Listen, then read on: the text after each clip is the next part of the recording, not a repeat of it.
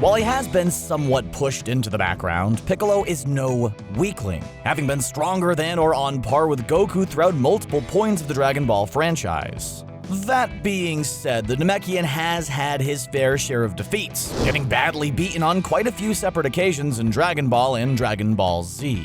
Without further ado, let's take a look at all the times Piccolo was utterly defeated, beaten, or almost killed.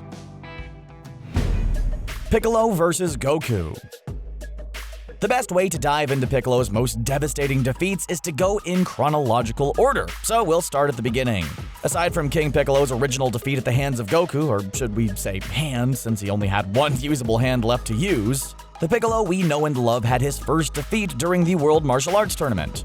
After the destruction of his father at Goku's hand, Piccolo had desperately been waiting to get the chance to get his revenge on Goku, leading to their fateful match at the World Martial Arts Tournament. Throughout that battle, it was made pretty evident that both Goku and Piccolo were more or less evenly matched, the struggle taking a toll on them both. Throughout the battle, Goku and Piccolo threw all of their new techniques at each other. One of the biggest, and we mean that literally, new attacks that Piccolo broke out was his great Namekian form, which allowed him to grow several stories tall, a tactic that the villain thought would give him a major advantage, only for it to be just the thing Goku needed to free Kami from Piccolo's clutches. This is just one of the many examples that showed how evenly matched this fight was, both combatants losing as much ground as they gained throughout it. That is, until Goku appeared to finally win with his Meteor combination, leaving Piccolo seemingly defeated. However, Piccolo came back with a mouth energy wave that gave him the opportunity to cripple Goku and leave him defenseless. Of course, at the end of the battle, Goku revealed he could fly, using the technique to headbutt Piccolo with that thick, likely indestructible noggin of his and leave Piccolo in the ground, defeated and badly beaten.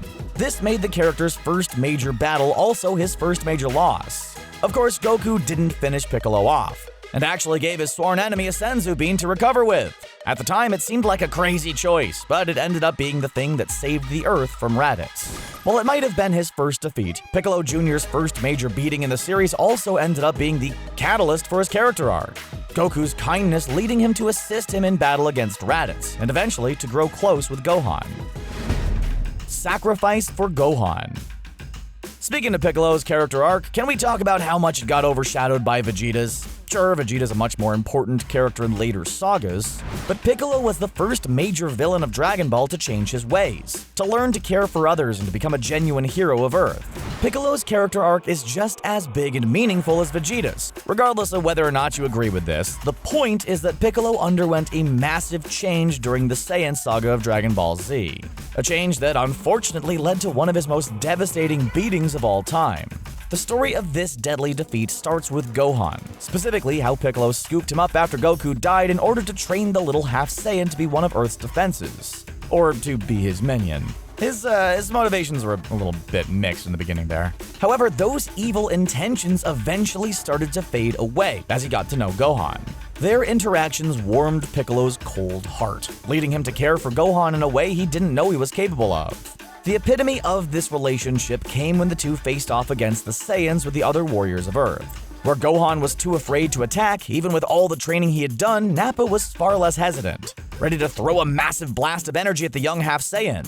But before the attack could hit Gohan, Piccolo stepped in front of his pupil, taking the full brunt of it. This brought Piccolo to the brink of death, a single attack serving as one of the most brutal beatings Piccolo took in his life. The two reasons why we think this is one of Piccolo's most brutal beatings is because A, he died mere moments after being hit by Nappa's power, and B, he gave a heartfelt, tragic goodbye to Gohan before fading away. The latter was definitely the most brutal part of this beating. Frieza defeats Piccolo. As we mentioned in the introduction of this video, Piccolo and his power are nothing to scoff at, since he's been stronger than and/or on par with some of the strongest characters in the series, including Goku, Vegeta, and even Frieza. His fight against Goku is one example of this incredible power, but his fight against Frieza is a far more impressive example. That said, this brawl was also one of Piccolo's most devastating beatdowns. After training with King Kai and absorbing Nail on Namek, Piccolo had become one of the strongest Namekians, if not the strongest Namekian in the series. With this newfound power, Piccolo had become a Super Namekian, a rare kind of Namekian that's in their own class of power. In fact, this power allowed Piccolo to go blow for blow with Frieza's second form. Yeah, that's right. Frieza, who seemed like an unbeatable monster in just his first form, was evenly matched against Piccolo, the Namekian giving him a run for his money.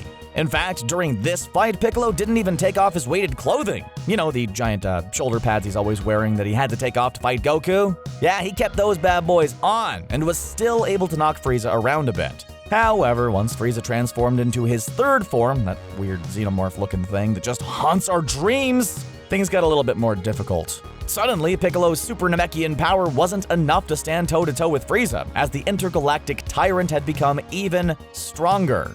With this incredible power, Frieza wrecked Piccolo, completely defeating him with a series of unavoidable laser blasts from his finger, his signature death beam given a deadly upgrade.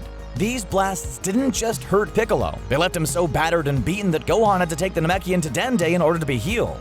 This was one of Piccolo's most devastating defeats, both because he was severely beaten by Frieza and because he was likely riding high on his newfound Super Namekian power.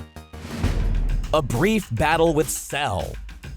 Piccolo's absorption of Nail wasn't the only time that Piccolo would gain a massive power-up from Namekian fusion. Later on in the Android Saga, Piccolo went to Kami to gain his power and become the thing they'd once been before the Guardian of Earth split himself into his evil and good halves. Though he was hesitant at first, Kami eventually agreed to give Piccolo his power, leading to a fusion that gave Piccolo an incredible strength boost. Piccolo was able to stand on even ground with Android 17 during their fight with each other, a fight that showed just how strong he'd become after absorbing Kami.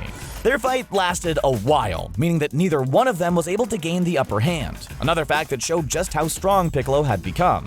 The reason that Piccolo was fighting the android was because he was attempting to prevent Cell from absorbing him and becoming even stronger than he was at that point. Unfortunately, the very thing Piccolo was trying to avoid ended up happening anyway. The eventual confrontation with Cell leading him to experience one of his most devastating beatings in the series. Due to how drawn out his fight with Android 17 was, Piccolo was left drained and unable to defend against Cell's attacks, causing him to be badly beaten by the Bio-Android, a beating that left the Namekian too injured to prevent Android 17 from being absorbed. Once again, Piccolo experienced a beating on multiple fronts. The first being that he was obviously busted up by Cell's power. The second front being that due to his exhaustion, he was left without enough power to properly defend himself. And third, Piccolo must have felt really bad after being beaten up by Cell, since only moments prior he had the strength to hold his own and possibly beat a once seemingly unbeatable android. Piccolo experienced one of his most devastating defeats at the hands of Cell, a creature who not long before this fateful encounter had been so weak, he had to rely on a solar flare to escape Piccolo's power. Turned to stone. As Dragon Ball Z rolled into the Buu Saga, Piccolo's importance in the series was severely diminished. Be it because Goku and Vegeta were the primary heroes of Earth, or because Piccolo was satisfied to sit back, the Namekian's role in the show was significantly smaller than it was in the first few sagas. However, this didn't prevent him from getting beaten. In fact, the final entry in our list, the final example of Piccolo being devastatingly defeated, was probably the most pridefully devastating in the series, since he didn't get a chance to put up a fight and lost in a very strange way. The story of this devastating defeat begins with the World Martial Arts Tournament. After realizing that the Grand Supreme Kai was competing in the tournament, Piccolo forfeited his match, and following a display of power by Gohan, the Buu Saga started to kick into high gear, since Babidi's henchmen had stolen Gohan's energy to awaken Majin Buu. The Z-Fighters had to prevent this from happening, so they chased after the henchmen, finally coming face to face with Babidi himself, as well as his minion, the king of all demons himself, Dabura. Piccolo didn't actually end up facing Dabura, but he did get defeated by him. How so? Spit. Yeah, it's kinda weird, but chalk it up to the Buu Saga attempting to bring back some classic Dragon Ball elements, like the World Martial Arts Tournament and surreal, bizarre villains. But Dabura's spit ended up nearly being Piccolo's demise. The reason being is that the King of Demons' greatest power was his ability to turn people into stone using that spit. Yeah, it's gross, but it's also incredibly effective, since it turned Piccolo and Krillin into stone. A very strange, but also very devastating defeat for the Namekian, who didn't even get the chance to put up a fight. Even worse, Trunks and Goten broke Stone Piccolo into pieces, an action that made them think they had killed Piccolo. Fortunately, his regenerative abilities allowed him to reform after being turned back into flesh, but that doesn't make this quick defeat any less devastating. Seriously, Piccolo lost to a Loogie. How lame is that? So, there you have it. All the times Piccolo was completely annihilated, defeated, or badly beaten in Dragon Ball. Did we leave anything out? Which of these moments were the most devastating? Let us know what you think in the comments below, and don't forget to subscribe to CBR for more Dragon Ball videos. Thanks for watching.